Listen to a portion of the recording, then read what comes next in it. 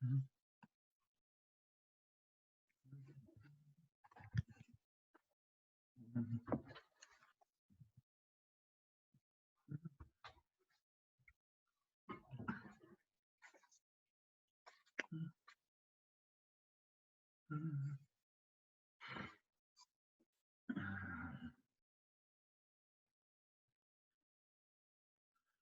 la la la la la, hi la la la la la,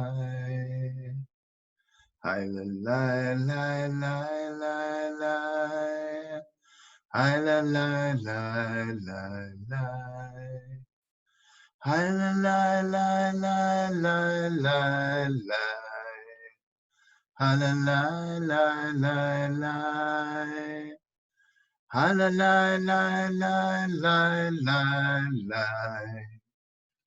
Ha la la la la la. Ha la la la la la la. Ha la la la la la. Ha la la la la la la. Ha la la la la la. Ha la la la la la la la. Ha la la la la la. Ha la la la la la la la. Ha la la la la la. Ha la la la la la la. Ha la la la la la. Ha la la la la la la. Ha la la la la la. Ha la la la la la la la. Ha la la la la la. Ha la la la la la la la. Ha la la la la la. Ha la la la la la. Ha la la la la la. Ha la la la la la la. Ha la la la la. Ha la la la la la la la. Ha la la la la la. Ha la la la la la la la. Ha la la la la la. Ha la la la la la la. Ha la la la la la. Ha la la la la la.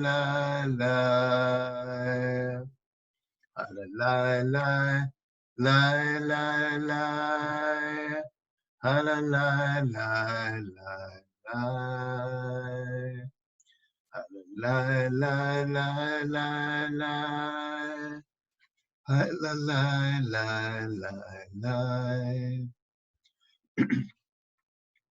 Ha la la la la la la la. Ha la la la la la. Ha la la la la la la. Ha la la la la la. Ha la la la la la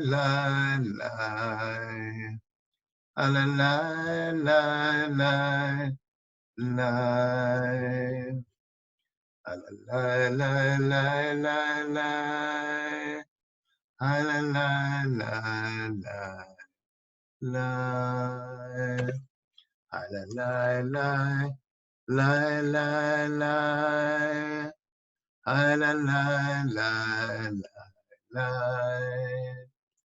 Ha la la la la la la la. Ha la la la la la. Ha la la la la la la la. Ha la la la la la. Ha la la la la la. Ha la la la la la. Ha la la la la la la. la la la la la. La la la la la la la la. La la la la la la. La la la la la la la la. La la la la la la. La la la la la la. La la la la la. La la la la la la. La la la la la la. La la la la la la la la. La la la la la la. La la la la la la la la. La la la la la la. La la la la la la. La la la la la. La la la la la la. La la la la la la. La la la la la la la la. La la la la la la. La la la la la la la la. La la la la la la. La la la la la. La la la la la la. La la la la la la la. La la la la la. La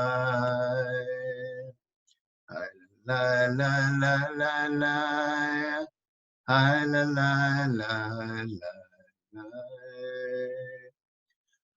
la la la la la la. La la la la la la. La la la la la la la la. La la la la la la. La la la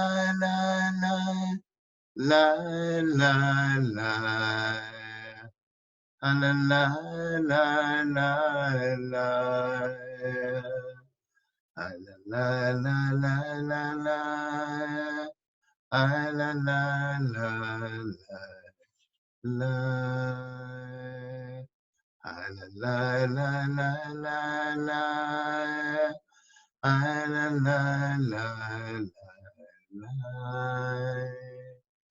La la la la la la la la.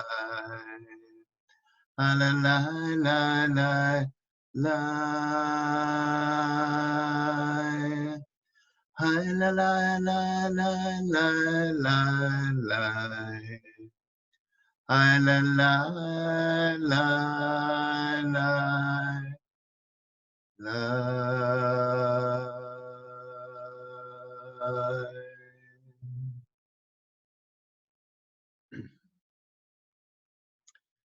Shabbat Shalom. Welcome to our weekly virtual Torah study. I think I've muted everyone, and as we've done in the past, just let me know if you want to be unmuted. And when you finish speaking, you can mute yourself. Again, I want to remind you, if you have a Torah text handy, it might be helpful. If you don't, it's not a problem. Great. Karen is doing show and tell. Thank you, Karen. It's beautiful. So whenever we gather for Torah study, we call ourselves to awareness of the connection to the source connection. We're studying Torah. We're going to the makor, the source, for holy engagement. And so we offer this blessing to call ourselves to consciousness. And the blessing is, you can either say it with me or say amen. whichever you'd like. Baruch Ata Adonai, Eloheinu Ruach HaOlam, Asher Kidshanu, B'mitzvotav v'tzivanu, La'asok b'divrei Torah. Blessed are you, breath of all life, who each day breathes into us a new life breath and teaches us to renew our lives by soaking ourselves, immersing ourselves in the living waters of Torah. Amen. Amen.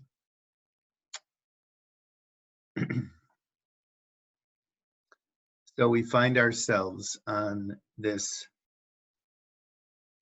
9th day of the Omer, on our journey between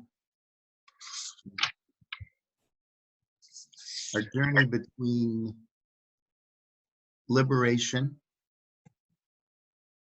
and Mount Sinai. And this journey that we do every year, we come back to it. It is our myth of eternal return that we take this journey every year. That we remember we are still enslaved. That liberation is not something that happens once and for all time. Yet it is a challenge for each of us to deal with our places of enslavement every year, and understand that the path to real liberation involves connection to the sacred,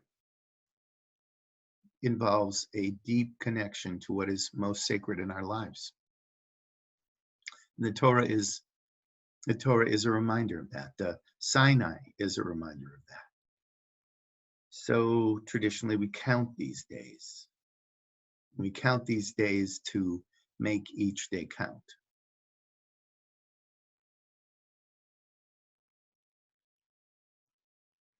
And so on this journey, we find ourselves in the third portion of the book of Vayikra, the priestly manual. The priestly manual that is the rootstock of the sacred for our people. That's why it's included in the Torah. And even while all of these things we haven't done for more than 2,000 years, we come back to them. We come back to them to see what the resonance is, to see where we are in our journeys. So this third portion of Vayikra is called Shmini. Shmini means the 8th. And I want to pause for a second and say that Shmini contains one of the truly tragic stories of the Torah. Today, we are guided to encounter tragedy. Many of us have encountered this in our lives. And I want to just put out an azhara, a warning, a spiritual warning that this may trigger you. Some of us have experienced deep tragedy in our lives. Some of us are experiencing it right now. If this triggers you in a way that you need to leave this Torah study, you please do it. Please leave without any question. Listen to your heart. But if you are triggered in a way that you can stay with us to perhaps work through whatever it is that comes up for you, please do so. Please do so.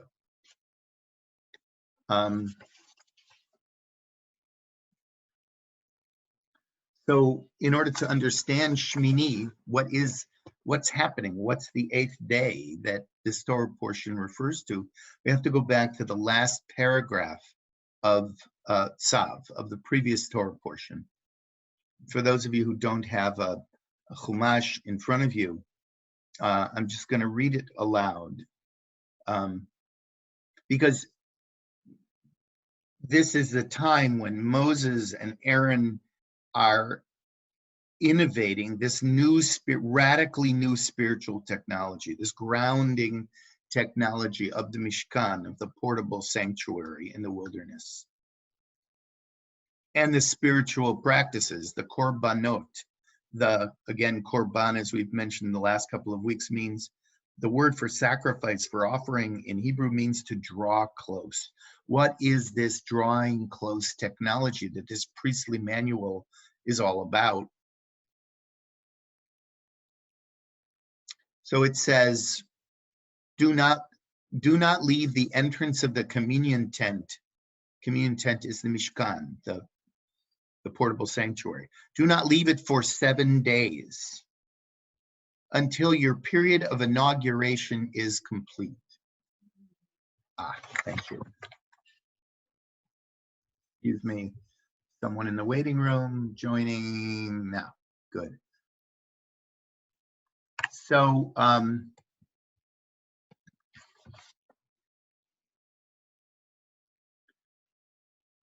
this is because your installation ceremony shall last for 7 days. 7 days.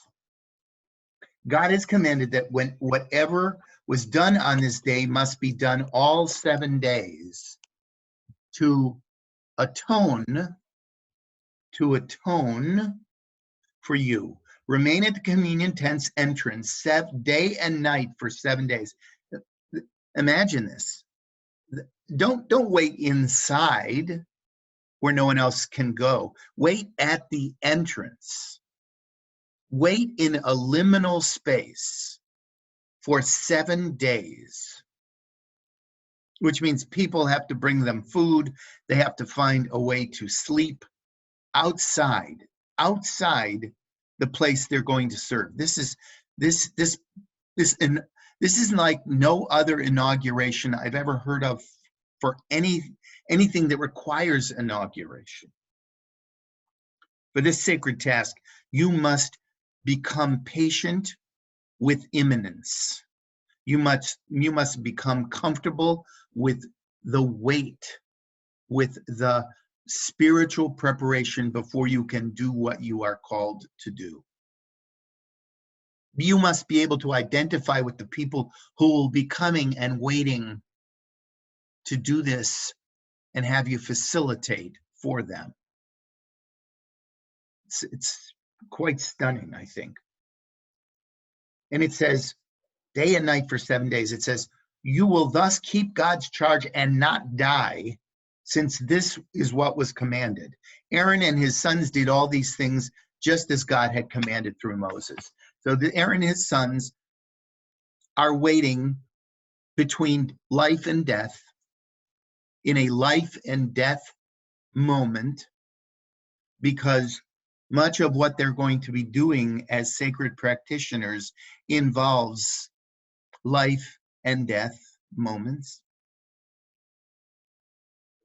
And that's their period. So that's the end of Tzav. It's like, whoa.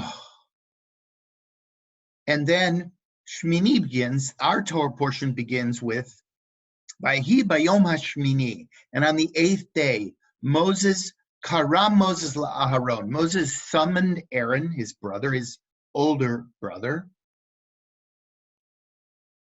his sons, Aaron's sons, and the elders. This had to be done with the elders, because the elders are the witnesses who matter most. And then he begins, the next page and a half is instructions of what Aaron has to do, Aaron and his sons have to do to complete their inauguration on this 8th day. And in our tradition, 7 is the number of creation, and 8 is the number of fulfillment. It's the number of when we have been through a cycle of creation, because only when we've been through a cycle of creation can we really experience what fulfillment means. The 8th day is a very important number in our tradition. And so what does Aaron have to do? Aaron and his sons, they have to bring a sin offering for themselves. They have to acknowledge that they are imperfect. They have screwed up and they will screw up. And if any facilitator of the sacred thinks otherwise, they are misguided and deluded. Facilitation of the sacred requires a humility that is easy to let go of, because everybody is projecting. People are giving you power to facilitate, and it can be very heady, and it can be one can start to feel like, oh, look at me, look how good I can do this. And there's a beauty and a delight in facilitating, but one is cautioned not to get confused. It's not about you. The best facilitator is a clear vessel that allows the sacred to flow through you. Anytime your own ego gets in the way, your facilitation is diminished. And as a sacred facilitator, I know this one. This is a huge challenge, to get out of the way and just be as clean and clear a vessel as one can be. So Aaron has to acknowledge, Aaron and his sons acknowledge, it's really graphic. You know, he brings this lamb onto the altar and slaughters it. He slaughters it in front of, it's huge. Hold on 1 second, one more person to admit. And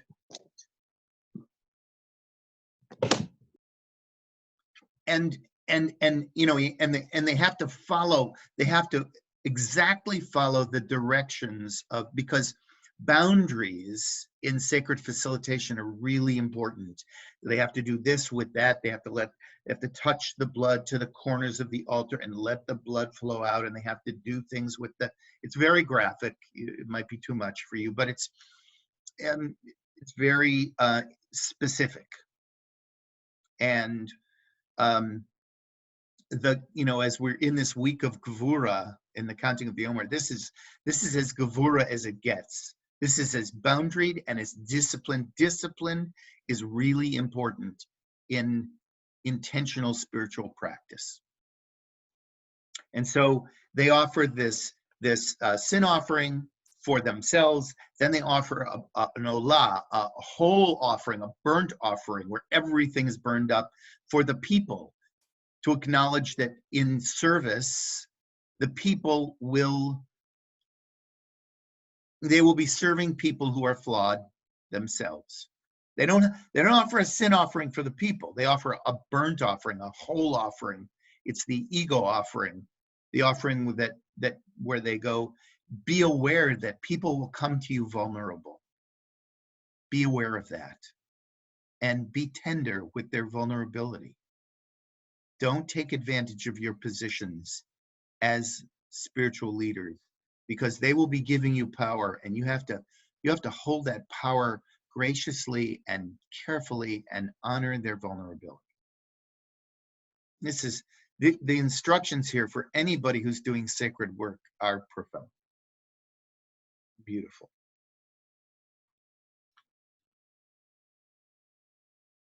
And so they make these offerings, and then Aaron, and he makes a sin offering for him, for Aaron and his sons make a sin offering. They make a olah, a whole offering for the people, and then they make a peace offering. Understanding that to do this sacred facilitation, you have to aim towards wholeness, towards shlemut. be as present as you can be.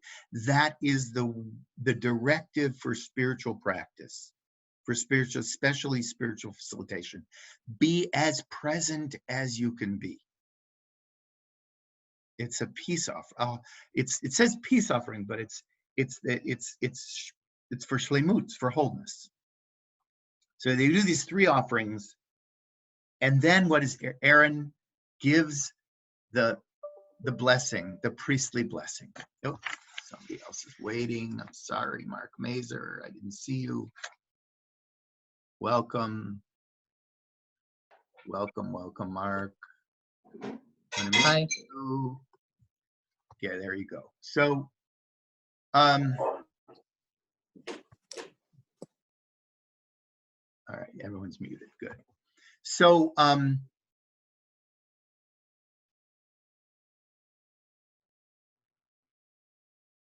he gives the Birkat HaKohanim.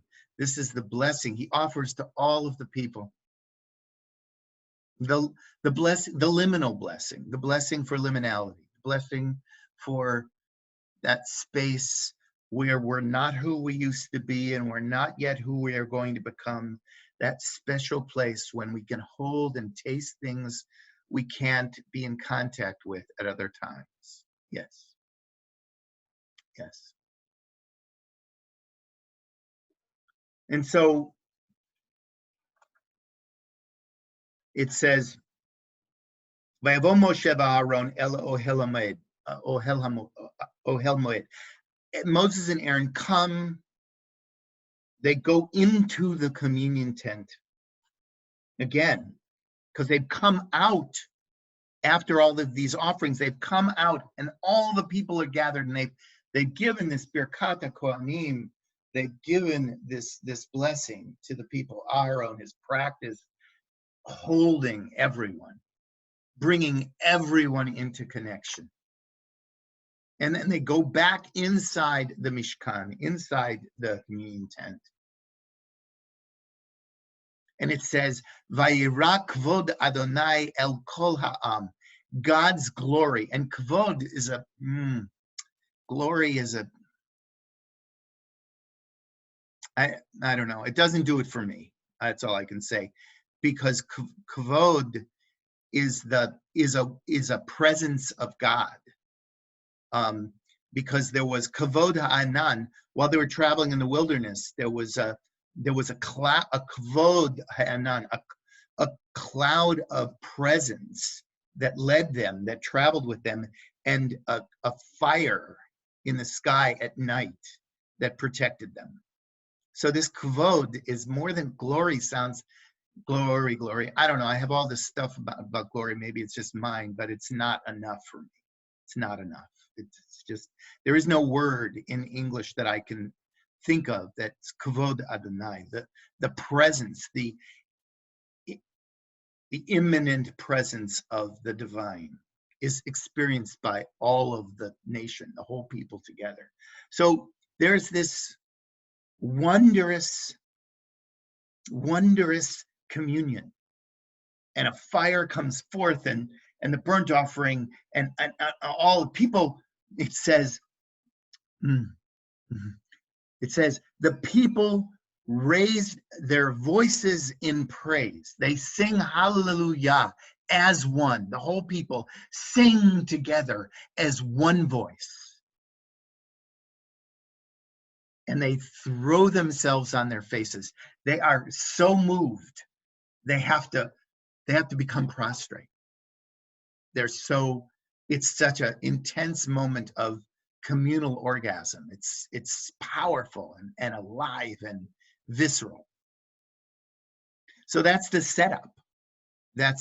Any questions or comments or reflections on the setup before we dive into what we came here to study today? It's important to know that what the setup, what the backstory and the context is. It's an incredibly powerful moment. And everyone is ready and everyone is together, and it's all as sweet as it could possibly be. I'm looking around. Okay, good. Good. So we're ready to dive in. So buckle your seatbelts. Right now, buckle your seatbelts. This is not easy. This is painful.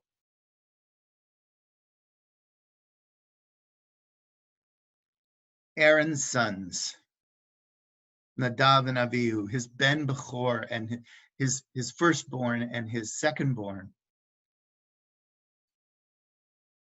his sweet, sweet sons, are so enraptured.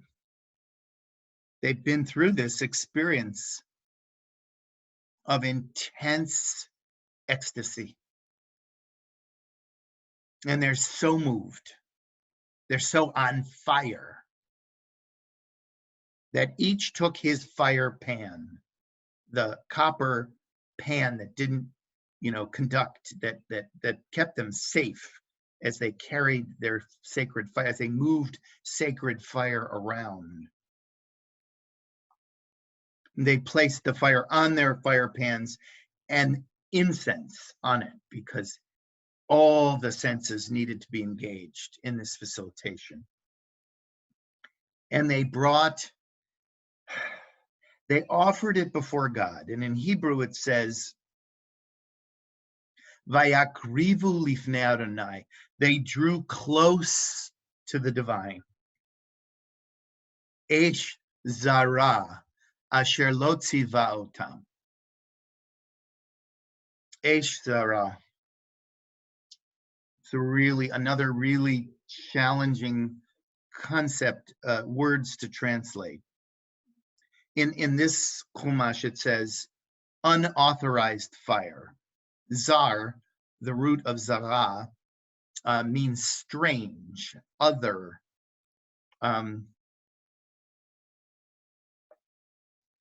think unauthorized is good because it feels a little less judgmental than strange to me. I don't know how it sounds to your ears, but they brought something that wasn't asked for, that wasn't directed.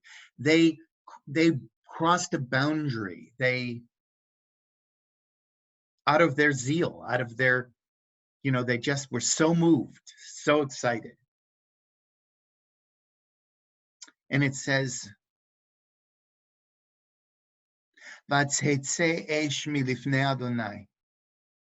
fire went out from before the divine, from in front of the divine. It got in front of God. Vatochal otam. It devoured them. It consumed them. Vayamutu, and they died. Lifnei Adonai. The fire comes out milifnei Adonai, from before God, and they die lifnei Adonai, in the presence of God, in the presence of this divine effort and this heartful intention, the best of intention. Something goes terribly wrong. The fire got out of control and consumed them. And they died.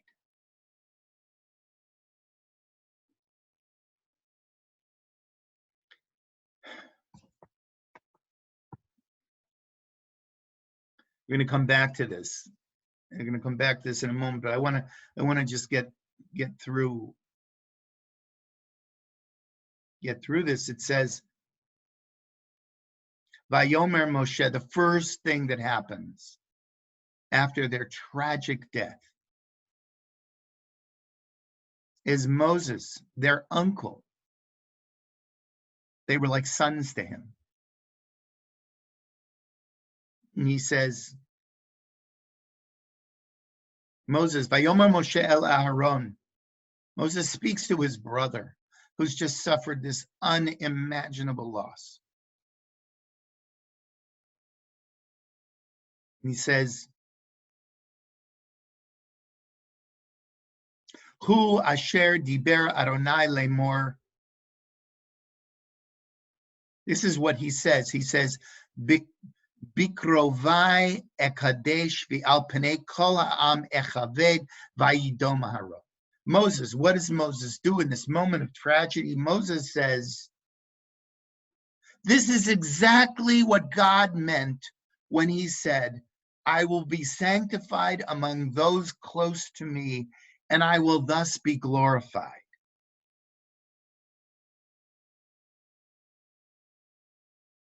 This is what Moses says to his brother after his sons die tragically. And then there's the two of the most powerful words in the Torah, in the entire Torah. It says, Vayidom Aharon. Aharon remained silent. It is, in my mind, the most powerful silence in the entire Torah. This silence in the face of the loss of his sons. This silence. Because there are no words. There are no words.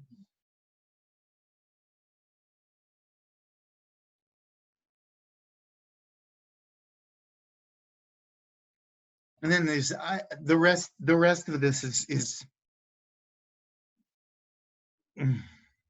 confounding, almost as confounding as Moses's words, which we'll come back to in a moment. But he gets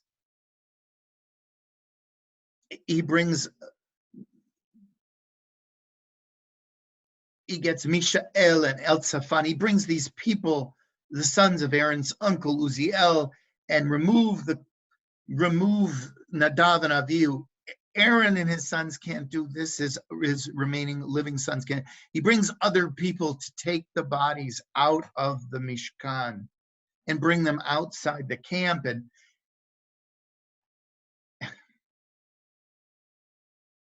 And Moses says to Aaron, you're not in mourning. Don't tear your vestments. Don't go without a haircut. Otherwise you will die. I think Moses lost it.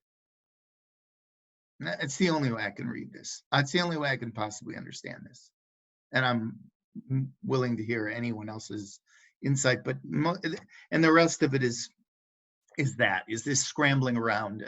And the Torah is so overwhelmed by everyone does what Moses says and they're running around. Remember, we went from this peak experience dropping down into the most horrific moment of loss.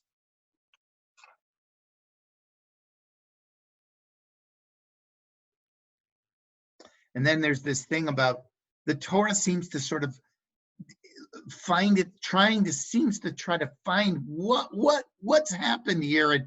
And God says to Aaron, when they enter the communion, don't drink wine or any other intoxicant or you will die. And all the Midrashim go, oh, they were drunk.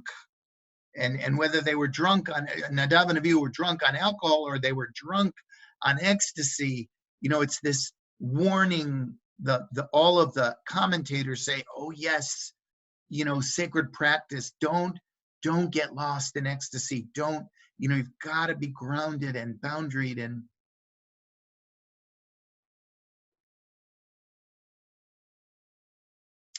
I have read every midrash. I have spent an enormous amount of time reading what our rabbis have to say about this. And none of it gives me comfort. None of it. Not a shred of it. None of it. And I just have to share that the commentators this completely opaque, inscrutable remark by Moses, I will be sanctified among those close to me, and I will thus be glorified. They refer back to a verse in Yitro, right before the giving of the Torah at Sinai. It's for those of you that have a Chumash, it's chapter 9, Exodus, chapter 19, verse 22, and it says, the priests who usually come near the divine must also sanctify themselves, or else God will send destruction among them. That's what the rabbis have to draw our attention to. And everyone is, there seems to be this need to blame Nadav and Avihu. And I have to say that that's what tragedy does. Tragedy begs us. We're so hungry to understand something that, for the most part, tragedy is, we cannot comprehend tragedy. It's what makes it as hard as it is we don't, why? How could this be? How could a coronavirus come and devastate the world? How? Why? And so it's the Chinese virus. Let's blame somebody, because if we don't blame somebody, what can we do with this? To me, that is the Eish Zara. That is the strange fire, the fire that can consume us, is this tragedy that we don't know what to do with, and so it distorts our reality, and it causes us to do things that are very destructive. Very destructive. That's the danger we're called to acknowledge. So I want to stop talking, and I want to just, what does this stir up for you? What do you make of this? I mean, and we are now, I just want to say before anyone starts talking, we have to do Torah study. You have to be willing to trust your gut. And anything we say is in our tradition, l'shem shamayim. If we say it from our hearts, it's the unfolding of the Torah in our time, and we get to do this. And what we have to say matters. It's not about right or wrong. It's our Torah that is joined with this Torah. And that's the holiness of what we're doing here. So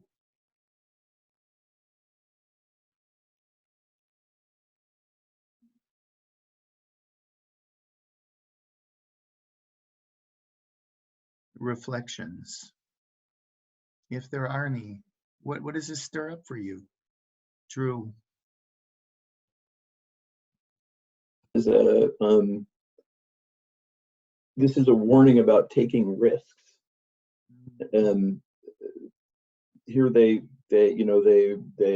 ventured off the path that they were supposed to take, whether they knew it or not, and they died as a result. And so that's the only thing that I can draw from it is be careful of the risks that you take, because they can kill you. Thank you. Beth, hold on. Why am I not able to unmute you? What's going on? Can you? There you go. Nope. Unmute. We're both doing the same thing. So you unmute yourself. Can you unmute yourself? There you go. There we go. That was hard. I think Drew's got a good point, and maybe it's because I mercifully have not had a lot of, I mean, there's been tragedy in my life, of course, but not, the death. I haven't had a lot of deaths of people close to me. I've had a few, but nothing like this, that I look at this in a really different way. And I know that you said you don't really like the commentaries on this section, but for me, that's actually really on point. The idea of boundaries and rules and ways that we do things, those are the things that protect us from the chaos in our lives. Having been through a really nasty divorce where people betrayed their vows and their rules on both sides, The we did almost all the things that we did with the best of intentions, right? You know, no one sets out on purpose to hurt somebody else, but a lot of times I've had a lot of experiences in my life where I or someone I loved excused their behavior, excused their breaking of the rules or their breaking of the boundaries by saying, well, I didn't mean to, it wasn't my intention. And sort of like your intention almost doesn't matter when it creates that kind of chaos. And of course, this wasn't creating chaos, but I think for me, that's kind of the interpretation of it, that there's a lot that may not be written down here about what substituting your own judgment for the judgment of a higher authority or the rules, what kind of chaos that may have caused or could have caused or had the potential to cause. So for me, I mean, you know, I'm not perfect. No one's perfect, but I strive to stay within the boundaries, because in the times of my life when I haven't, that's when the worst messes of my life have been created. So that's what I get from it. Thank you. Thank you. Jason? Yeah, so this particular story challenges me in the way that I think this is all about perception and experience, and how like different experiences are perceived by different people who are experiencing like the same thing. So right in this story, like Aaron's perspective is very deeply personal. Like these are his children, right? Moses, like these are his nephews, but he's also the spiritual leader. And so there's this divine aspect to it where he's like, no, we should accept this as it is, because this is divine will, and this is sanctifying God. This is good. But he's also ignoring perhaps like the feelings that his brother's having, and then other people are saying, well, they were drunk or they were intoxicated with emotion, whatever it might be, and then they want to, everyone wants to put in their own perception of what it is that they see. And so like I'm thinking about how even now how people are perceiving what's going on in the world, that the virus is, some people want to say, oh, it's divine intervention. Some people want to say it's the fault of the government. It's, whatever experiments that people are doing, that they want to control the economy, whatever's going on. And then some people are just going, it's just nature, and, there's different perspective and everything. And so maybe there's no one way to experience a loss. And the feelings and the way people react to everything is uniquely personal. And then that creates a chain of events in different people's lives, and how that affects other people. One may not be able to control it. Like I can't control how my experience and how I share that with someone else, how that's going to affect them. I can be considerate of how I want to share and express, but it may not always affect them in the same way it affects me. So I think it's just like this cautionary sort of tale, I think, of considering that each unique perspective and experience will create a different sort of ripple effect amongst the people around them and the people who they interact with. Thank you. Thank you, Jason. Ellen, I've unmuted you. You're good.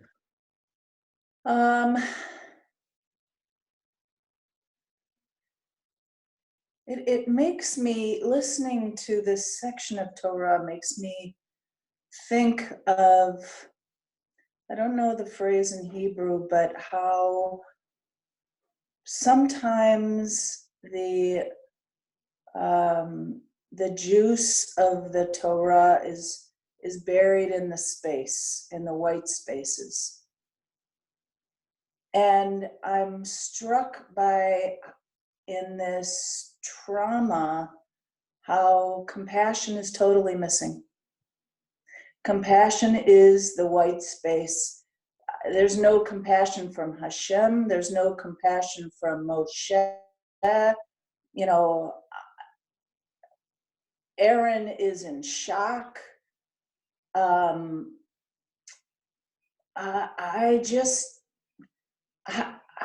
have to think that we need to look into the white space. We need to look for what's missing.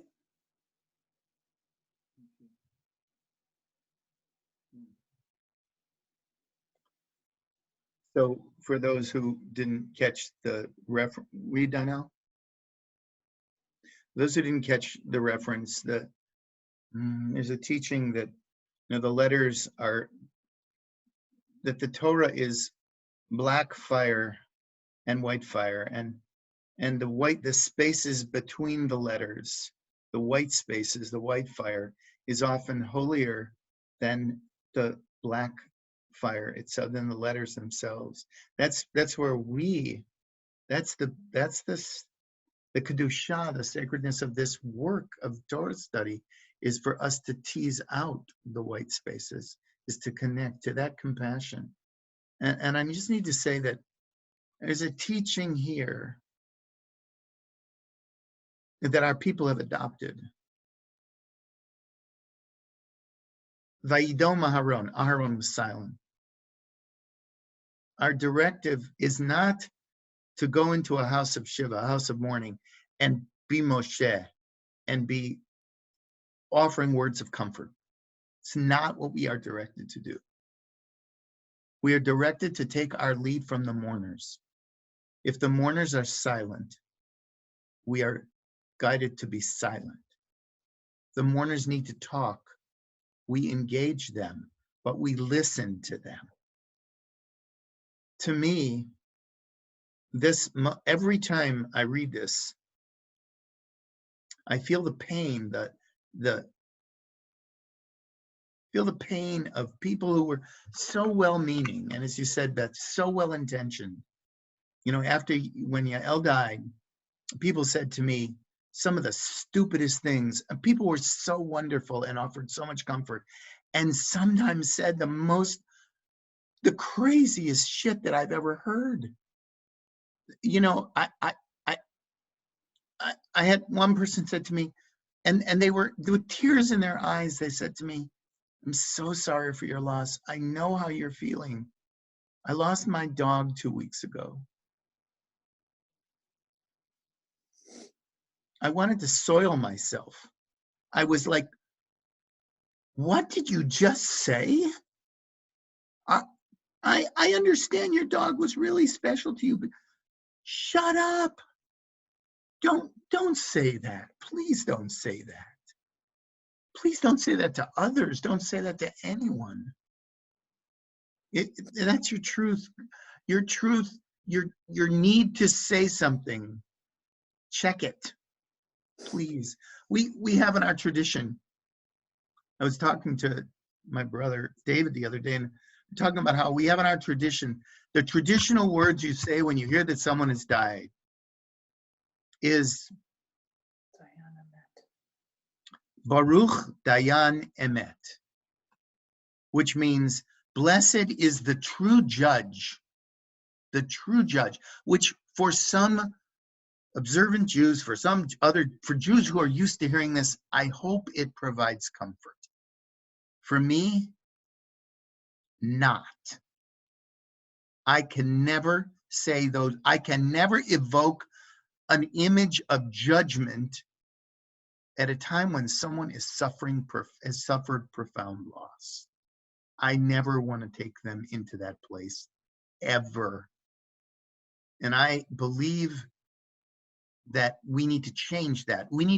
It's part of the healing of our tradition. The words I offer are Baruch El Malei Rachamim. Blessed is the source of all compassion.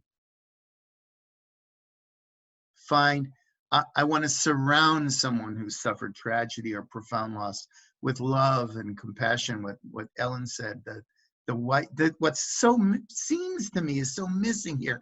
I don't care about, yes, boundaries are important. All this is important. Without compassion, without love at this moment, this text kills me every time I come to it.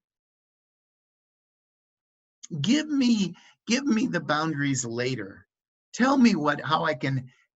Don't lead with that when I'm encountering tragedy. Don't you dare lead with that. It's not what I can hear. It's not what I need to hear. I need to hear that your heart breaks with me if it does. I need to hear you. I need to feel your caring, not your critique, not your explanation, not your blame, not your.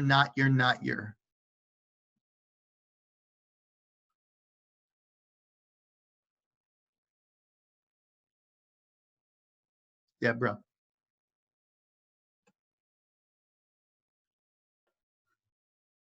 So the situation in this passage is given even more tragedy, it seems to me, by referring to the prior passage where they did all the details of the sacrifices perfectly. You know, everything was, you know, done to exactly the way they were supposed to. Lending the confidence that they had a special relationship with God, and they knew what it was, and they knew how to do it. And it's, you know, if we do all this stuff correctly, we'll be blessed and everything will be perfect. And as we know, you can do everything correctly and perfectly, and it doesn't work out in the way that you hoped. So that, you know, and I think the two, as you said, the two sons were riding on that passion wagon that said, we've done it all perfectly, and we're so passionate in our love of God and our knowledge of God, and we know what we're doing, and we never know what we're doing, and we never know how it's going to work out. So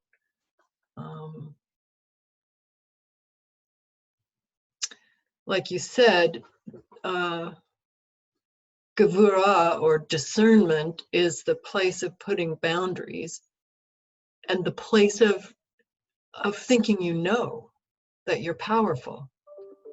If we don't combine that with what came before, Hesed beGevurah, compassion with strength and boundaries, then we're nowhere. Going back to what you said, it's you're nowhere by building up the boundaries, by building up your knowledge base, by building up your power and assurance that you're the best facilitator in the world, and you understand all of the topics that you're trying to explain to people. Without the compassion piece, the message is lost. You know? Amen. Thank you.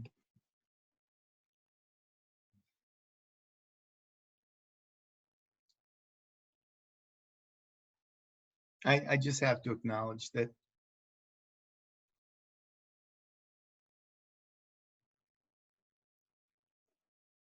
I'm sorry, this piece must be so hard for my dear friends Mark and Susan, and I'm sorry. Just have to acknowledge that.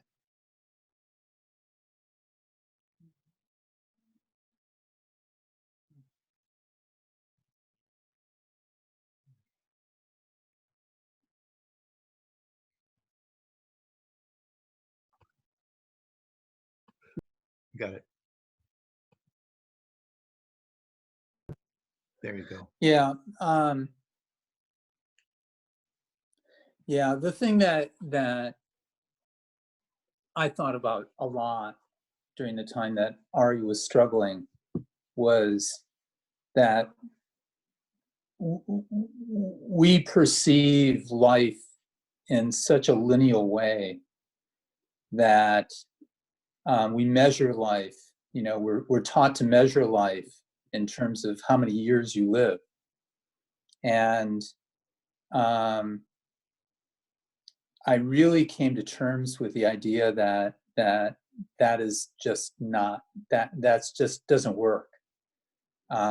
Because whenever, I mean, we're probably the only species, I think, that we can choose to take our own life.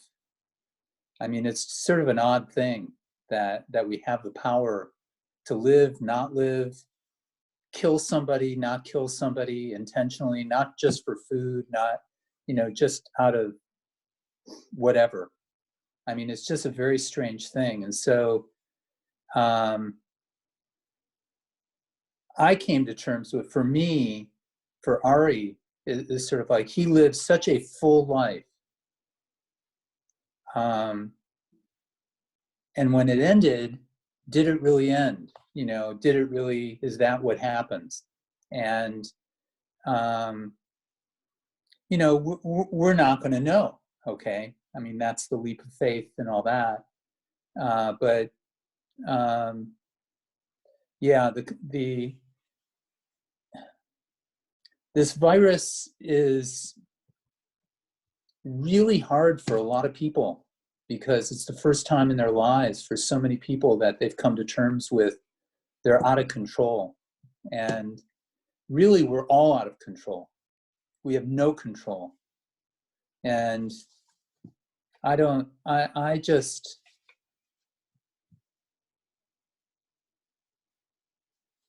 think that if people die, that is their life. That is their life. Whatever happened between the time they were born and the time they died, that is their life. And it has, and we have no control over the timetable. And accepting that for me was really good. I agree with you, Dan. People don't know what to say because it's an area where people just are not comfortable with it. They're not, and it's not like people have a whole lot of experience. Okay, it's like you from the time you're born, you're taught to live. You're not taught how to die. And I think part of our culture is missing in that we don't talk enough about death. We don't talk enough about that part of living. And I know you've experienced, and I know Susan has experienced, and I've experienced how in some ways a death can be just as loving and invigorating as a birth or a wedding or any other life event.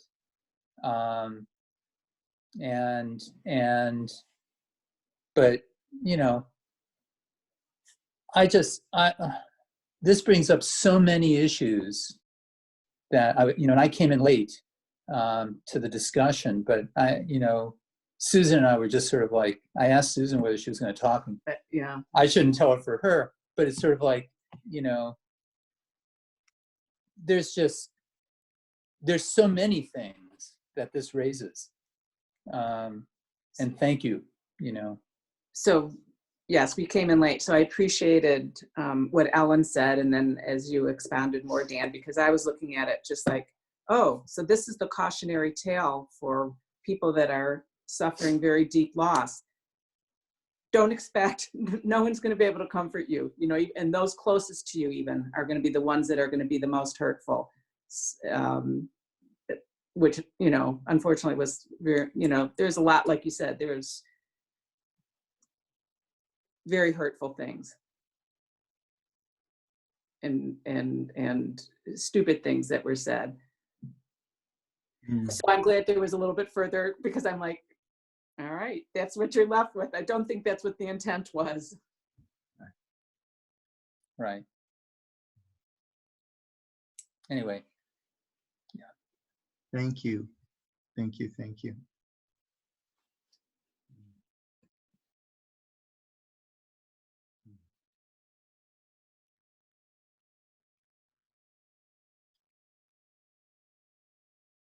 So I want to bring it, Deborah, go ahead.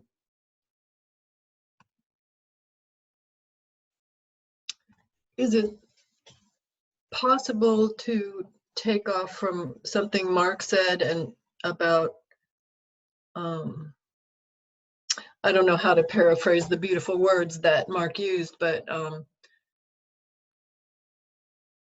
a life well lived doesn't have a linear length that is predetermined on it, something like that. So that maybe with the two sons, maybe that's where Moses was coming from when he said, when he doesn't look like he's grieving, he's in fact saying we should not grieve because these two people were passionate about their spiritual relationship with God and their lives, and so they died in a good way, that they were consumed by a good spiritual passion.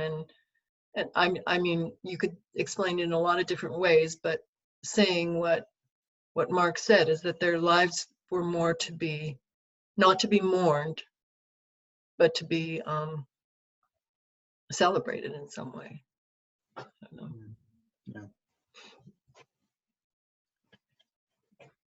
You know, and I just want to say that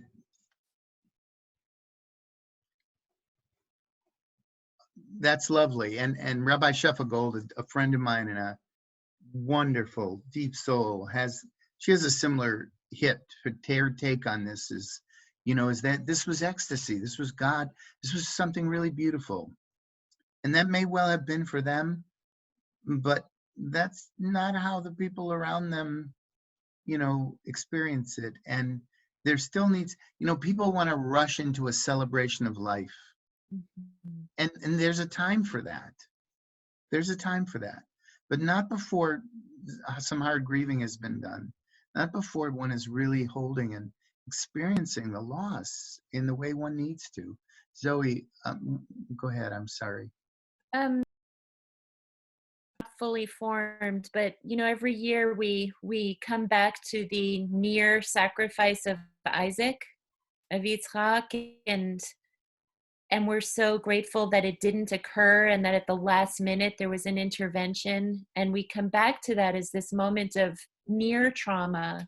And yet here's the moment that's, you know, often because uncomfortable, where these two sons were sacrificed by the fire, consumed by the fire, just the way that we described the lamb in the previous chapter being fully consumed. You know, that's what happened to these two boys or men. And just trying to wrap my brain around that and what that could mean. I'm not sure what to say about it yet. You know, and I just need to say that for me, the fact that Yitzchak is spared doesn't mean he's not profoundly traumatized. You know, you don't have to die to feel the trauma of the knife of your father being at your throat. That's trauma enough. So, you know, I think it's one of the teachings that we don't often face and hold is the fullness of trauma. And I think that, you know, this time is triggering many of us, so many of us, this time of this kind of uncertainty and loss here and there. This person died and that person died. And this, you know, we get every day we hear about, you know, oh, this, and we mostly hear about celebrities and famous people who've died, and, you know, and you know, it feels like sort of the fruits falling from the trees, you know, and it's scary, and it's and I think the challenge, one of the real challenges of this time is how do we hold each other together through this? Like Mark said, you know, we're faced with this uncertainty that's just, it's peeling, it's taking back the veil on the reality that we are all vulnerable, and we all, you know, anything can happen.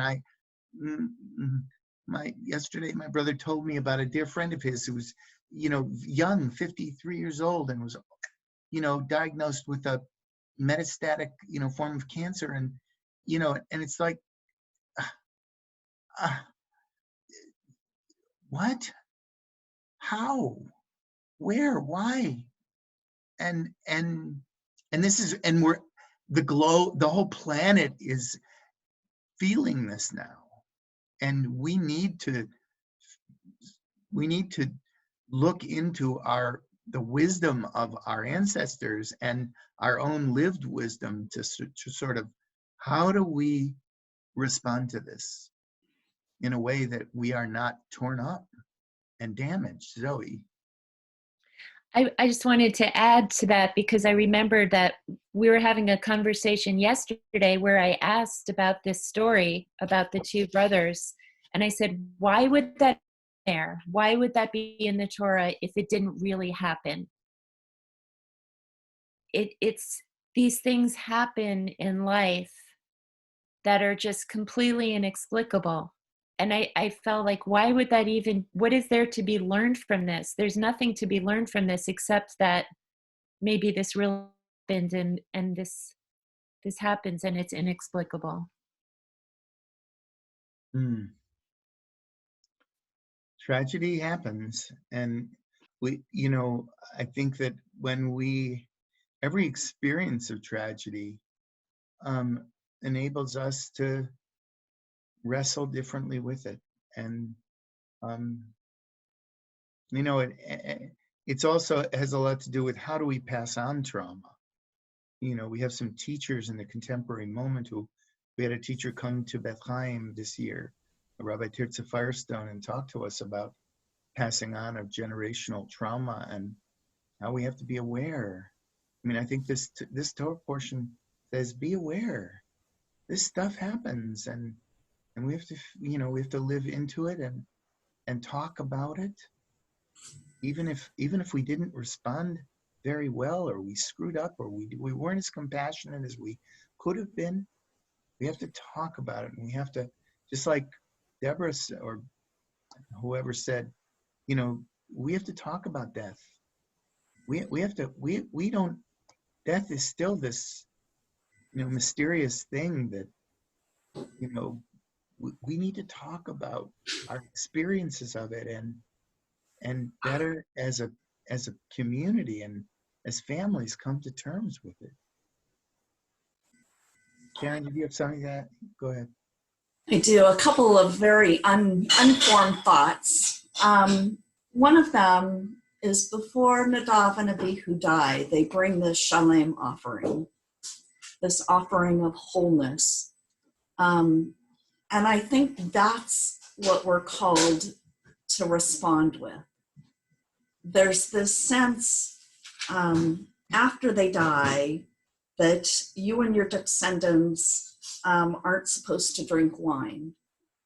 And I think so many times, at least in the beginning of this whole self-quarantining, is let's have happy hours, let's get drunk together on Zoom, it's going to be so much fun, and it was. And now I feel like this is a really time when we need to be sober. We need to be with a sense of as much wholeness as we can muster, even though it's so difficult, and we're going to make a million mistakes, and we're going to eat too many sweets, and at a time when we really should be solidifying our health. So there's that we really should treat ourselves gently, with patience and forgiveness, and try to surround ourselves with community that feels good. So there's that piece. The other piece is, I find so much of the Torah is not the fairy tale of how to behave, but it is how not to behave. Sometimes when we go to concerts, a really beautiful concert that touches you, the music touches you so much. And when the music ends, there's this sense of, I want to participate too, and you stand up and clap. And many times, I really want the audience to just sit down and shut up and soak it in, and let the sounds reverberate and fade away. many times it's not for us to participate in. It's for us to be quiet in. And that's the legacy kind of that we're left with. Why is this in the Torah? This is how not to behave. And may we learn those lessons over and over again, as difficult as they are.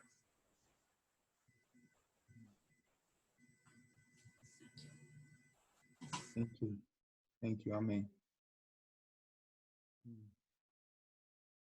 I want to just ask if there's anyone that hasn't shared that feels the desire to do so, because we're nearing the end of our time. We're actually over our time, and I don't want to be respectful of that. But if there's anyone else who wants to share something, David, let me unmute you. I got you. You're on mute. So I've always had trouble with this story, and I always identified with Nadav and Avihu, and they were sort of taken in almost a random fashion because they were doing something that they were inspired to do. And this is one that if I were involved in the court case, I would take God to task for this, because this was, they didn't get a warning. They didn't get nothing. They did their thing. They brought this thing that was perceived as strange fire, and they were killed. And I think this is God's problem, frankly. Because I think some of the things that I've done in my life that have been very valuable have been sort of bordering on strange fire, and where you question something, where you do something, where you're inspired, where you're walk outside the lines, and that also gets you into trouble. And that, I mean, this is that kind of cautionary tale. I just have never thought that it was a very good cautionary tale. I thought it was a stupid cautionary tale, because I frankly, now I don't know what to do and what not to do. If I feel really inspired, does that mean I should shut it down and not do what I'm inspired to do? Or, well, I don't get the point. I think it's sort of not to be too disrespectful, it's a sort of a stupid story, and it pisses me off. And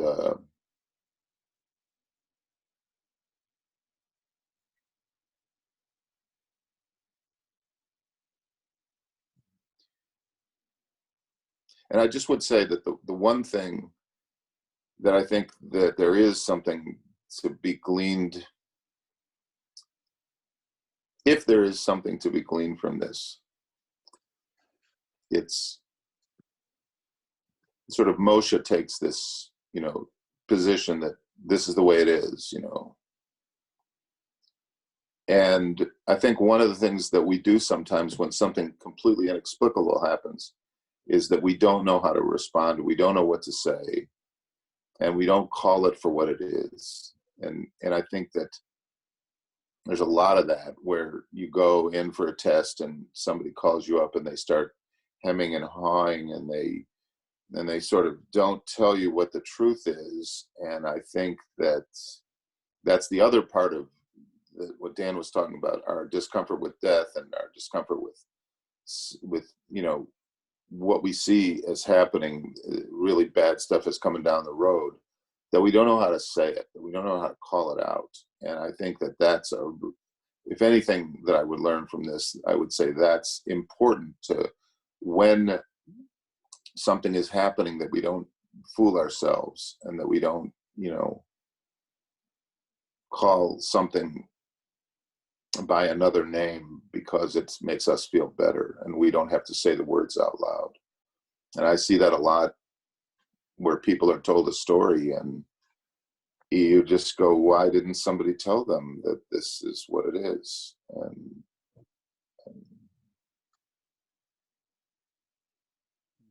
yeah. Thank you.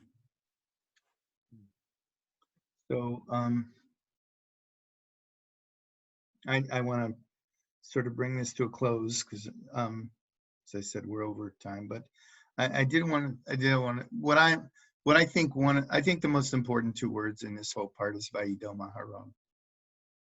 Is Aaron's silence is so profound, and I think that we need a little more silence in this time to sort of collect ourselves and figure out, there's so much chatter. I mean, the news and the stuff that comes at us, and this guy says this, and this woman says that, and we got to do this, and we don't know that, and it's so much noise, and we really need some silence to focus and figure out and discern. The Gevurah for me is the discernment.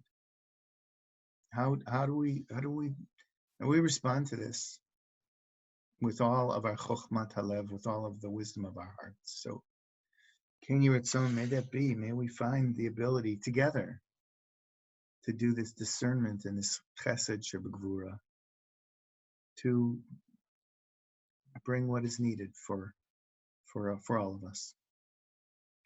So I want to close this with a blessing.